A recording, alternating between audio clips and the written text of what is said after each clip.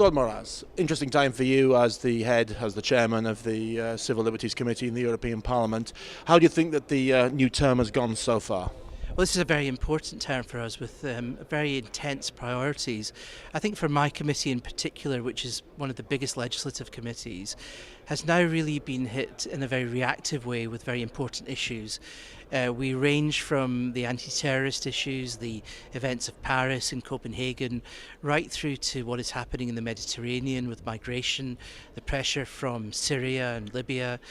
You couldn't have a more dramatic scene for our committee. But our committee also deals with what I would say is bread and butter issues of civil and criminal law, protecting citizens with the European arrest warrant, victims' rights. So we deal with everyone's daily lives, but we're also dealing with some of the very dramatic, emotive issues, and we're also dealing with fundamental rights. What is happening in Hungary, what's happening to our human rights. So I think the Libe Committee, a lawmaking committee, is really having its moment, and I think it's very important that we do our work carefully and well. Do you think it's too early, or have you already established some key aims for this term? Our key aim in this term is to ensure that we get through the legislation that we started, and it's my aim that as chair that we don't leave anything untouched, that we ensure that the council does its work and that every part of our institutions do what they aim to do. That means for the data protection package, both the regulation and the directive, this big piece of legislation, that the council unblocks it, and that's a very important aim for us. So the data protection regulation and directive must be unblocked. This is one of my key priorities. Beyond that, I want to see a holistic approach to migration. I want to see a fair balance in this. We're seeing people dying in the Mediterranean. We want to see proper human rights-based approach to migration. We want to see the member states taking the responsibility.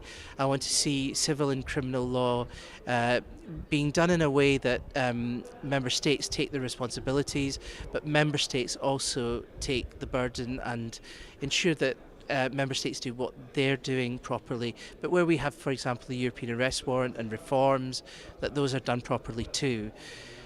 And overall, I want to ensure that legislation is done in a quality way. What do I mean by that?